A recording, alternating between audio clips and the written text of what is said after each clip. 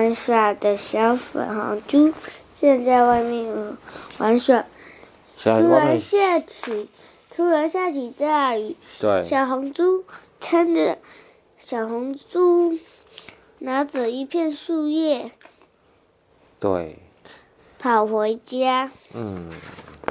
跑回家之后，跑回家的路上，他遇到一只奇奇怪怪的东西。他说：“你是什么呀？”“我是蜗牛。”“蜗牛。”对。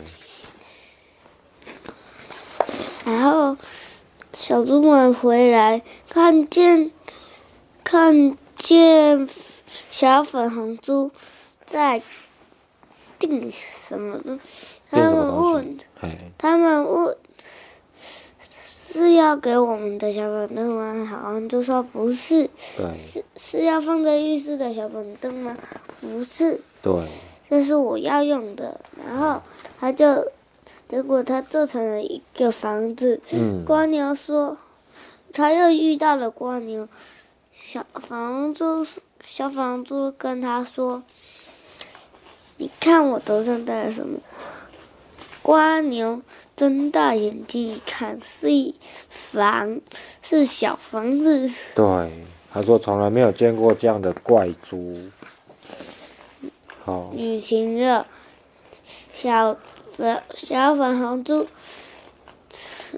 把他的房子用力抬高，再把它放下来。结果让谁？让田鼠老爹怎么样？看到吗？对。然后田鼠老爹就跟小猪讲什么？就跟小猪说：“小猪，你这房子可以借我们用吗？”小猪说：“不行，这是我辛辛苦苦打造的。”对。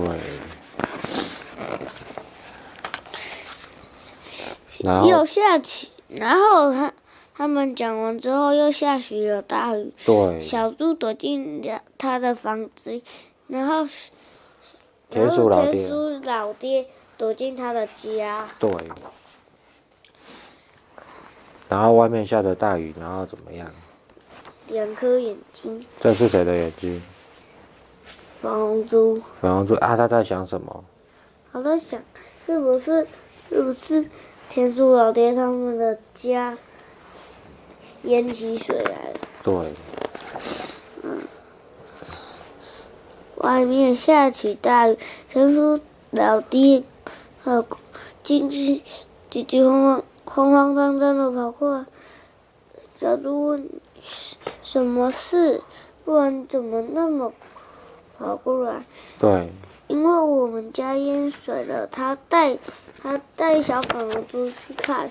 对。小粉红猪说：“啊，你们家淹水了，那我的房子先借给你们用。”对。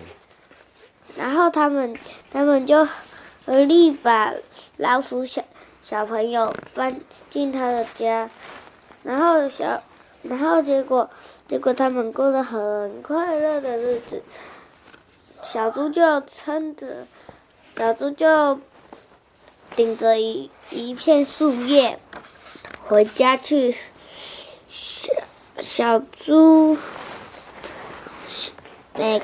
每只小猪都在睡觉，只有小粉红猪没有在睡觉。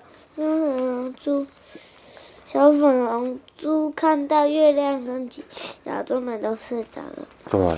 然后听到小粉红猪赶快睡觉。对。对，你的下雨天故事讲完了，讲得非常的好。